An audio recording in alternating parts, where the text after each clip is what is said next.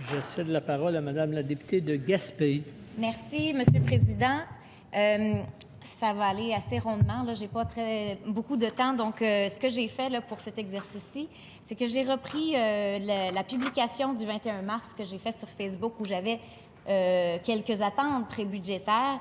Alors, je vais pouvoir, là, en fait, donner mon avis sur chacune de ces attentes prébudgétaires, si on l'a comblé ou non. Donc, en même temps, on voit que je ne suis pas allée chercher toutes les petites failles du budget. C'est vraiment ici ce à quoi on s'attendait du budget pour les régions de tout le Québec. Alors, pour commencer, on avait 3 propositions au Parti québécois pour faire face à l'inflation qu'on connaît aujourd'hui et qui affecte tous les Québécois et les Québécoises. Et en fait, on avait l'allocation au pouvoir d'achat qui était modulée en fonction des revenus de chacune des familles, de chacun des ménages. On avait également le gel des tarifs des sociétés d'État. On en a parlé abondamment, notamment d'Hydro-Québec, qu'on aurait attendu à ce que le gouvernement prenne ses responsabilités et gèle les tarifs pour l'année et qu'on réévalue aussi la loi 34 qui a été adoptée où est-ce qu'on enlève notre chien de garde, la régie, pour s'assurer qu'on évite ce genre de situation-là complètement désastreuse. Création d'un bureau québécois de la concurrence, évidemment, ça, on l'a vu et ça a été dénoncé aussi que le bureau canadien ne fait pas son travail. Alors, si on se dotait d'un bureau ici de la concurrence au Québec qui s'assure de l'évolution des coûts, comme par exemple de l'essence. On connaît des très grandes hausses actuellement, souvent juste avant les vacances. C'est donc souvent les pétrolières vont utiliser certains contextes pour aller chercher plus d'argent dans la poche des Québécois. Alors, on n'a pas de moyens présentement de regarder qu'est-ce qui est fait, si c'est raisonnable ou pas, et de sanctionner. On parlait de sanctions aux pétrolières lorsqu'il y a des hausses abusives des coûts. Alors ça, il n'y a aucune de ces propositions-là qui ont été retenues pour le budget du gouvernement de la CAQ. Et on est allé vraiment de façon très ponctuelle. On ne s'est pas occupé de toute la question de l'inflation à plus long terme parce que le chèque de 500 $ va seulement aider pour le tiers des dépenses et même pas parce qu'en moyenne, une famille va avoir des dépenses environ de 3 000 $ de plus que les années précédentes. Donc, ce chèque de 500 $ a été abondamment critiqué et pour des bonnes raisons. Ensuite, on parlait ici d'un meilleur financement et de l'amélioration de l'accès aux soins à domicile pour les aînés. Bien, encore une fois, le gouvernement a fait ses choix, a fait le choix d'investir dans les maisons des aînés qui, chez nous, vont aider peut-être quelques dizaines de personnes alors que les besoins sont vraiment, vraiment élevés et qu'on se serait attendu, parce que la proposition du Parti québécois était de faire un réel virage vers les soins à domicile, d'écouter enfin la population aînée qui veut rester dans sa résidence, qui veut avoir des soins de qualité par nos entreprises d'économie sociale.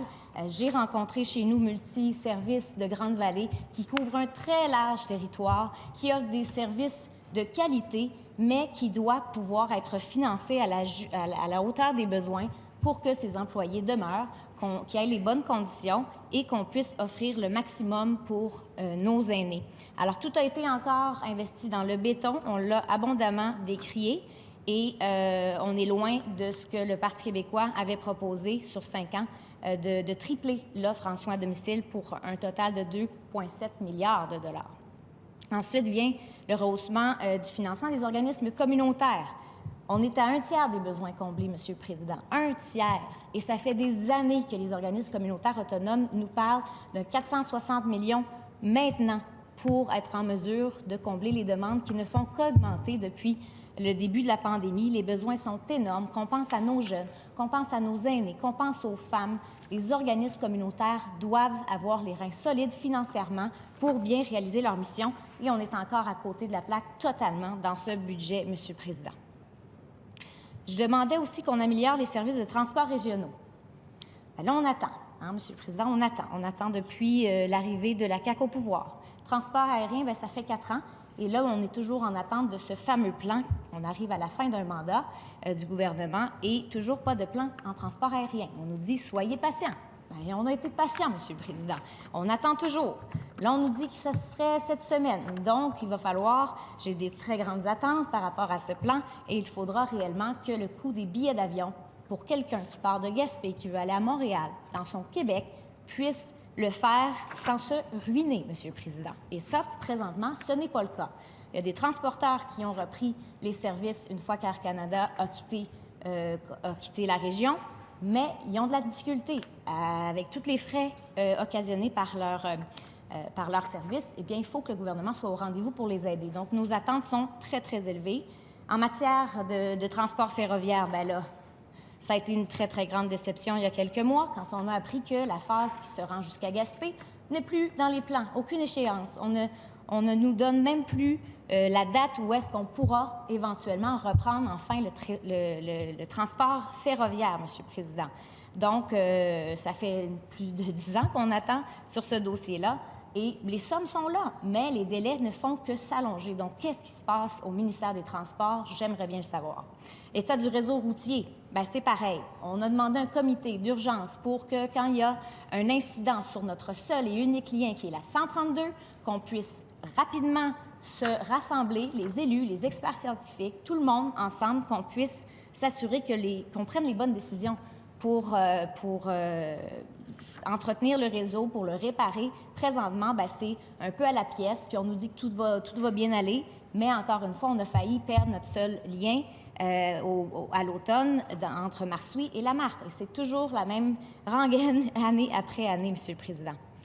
La hausse des indemnités de déplacement pour recevoir des soins en santé hors région. Parler à tous les aînés et d'autres populations aussi dans les régions. C'est aberrant, le kilométrage, combien qu'on donne pour que les gens puissent aller chercher les soins. On n'a pas tous les soins, c'est normal en région, mais il faut au moins qu'on n'ait pas à débourser de nos propres poches pour des soins qui sont donnés ailleurs gratuitement. Ce n'est pas acceptable en 2022, Monsieur le Président. Et savez-vous qu'encore aujourd'hui, il y a un 200 km qui existe à l'intérieur duquel quelqu'un n'est pas du tout remboursé. Je parlais à une aînée de Sainte-Anne-des-Monts qui a dû accompagner son mari jusqu'à son décès. Elle a fait 78 fois l'aller-retour entre Sainte-Anne-des-Monts, Rimouski, Québec, entre Sainte-Anne-des-Monts et Rimouski, 184 km au lieu du 200 km et plus. Aucun remboursement, Monsieur le Président. C'est des sommes vraiment extravagantes que les gens de ma région et de d'autres régions payent pour se faire soigner. Donc, pour moi, ça, c'est inacceptable. Donc, il faut abolir ce 200 km. J'ai entendu parler d'une peut-être potentielle révision. Et ça, il faut absolument que le message soit entendu du ministre de la Santé. Maintenant, parlons d'Accès-Logis, Monsieur le Président. Quelle déception! Aucune nouvelle unité annoncée dans Accès-Logis. On est en rattrapage sur des vieilles annonces. On nous parle d'unités en chantier, mais c'est 10 000 unités qui auraient déjà dû être livrées.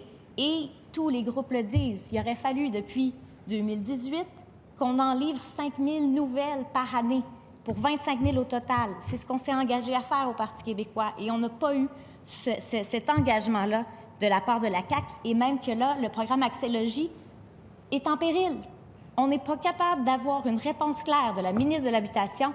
Qu'est-ce qui va advenir du programme Accès-Logis, Monsieur le Président? C'est grave. Ça, c'est du logement social, des projets faits par les communautés. Puis là, on ajoute le programme d'habitation abordable qui inclut le privé, la grosse compétition. Et on ne sait pas qu'adviendra des logements sociaux au Québec.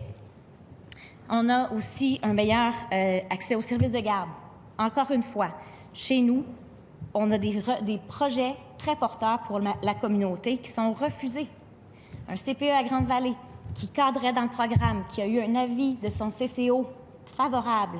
Et encore une fois, on refuse de créer ce 24 places qui est réellement nécessaire pour les besoins des familles dans le secteur de l'Estran. Ça a été refusé.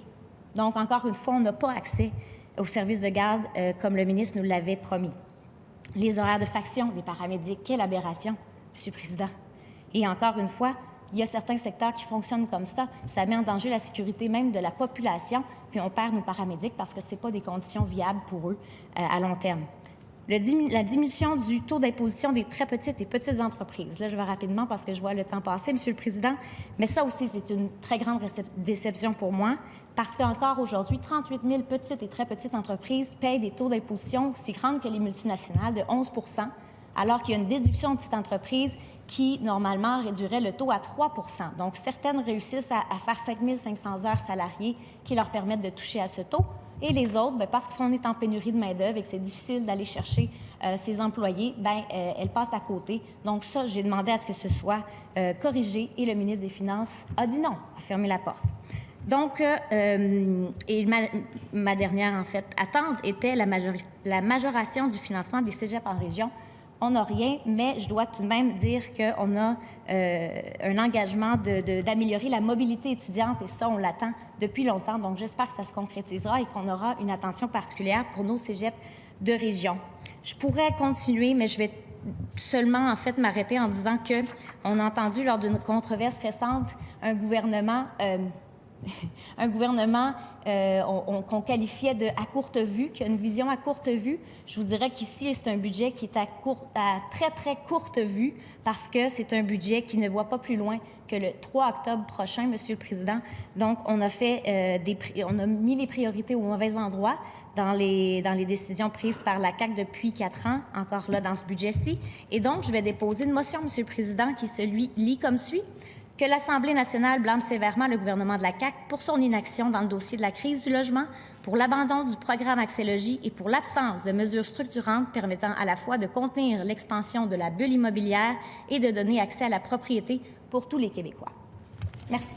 Merci, Madame la députée. Votre motion est déposée sous réserve de sa recevabilité.